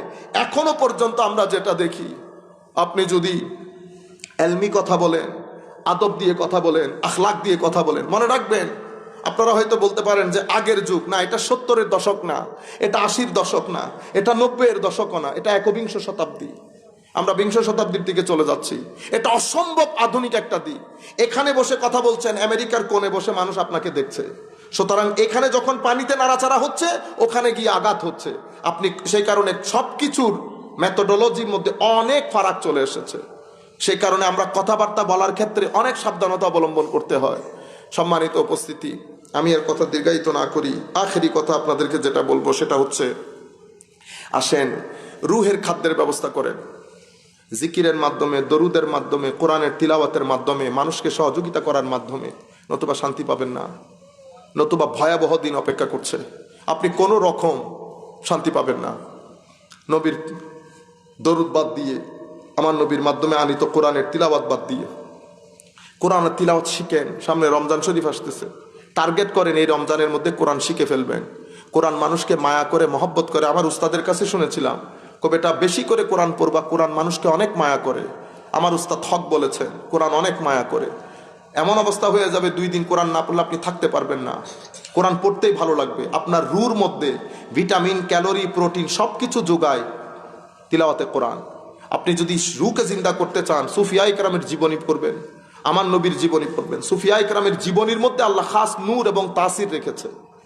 ওলামা ইকরামের যুগে আউলিয়া ইকরাম বলেছেন, যার কোনো পীর নাই সেই জন্য কাশফুল মাহাজুব পড়ে।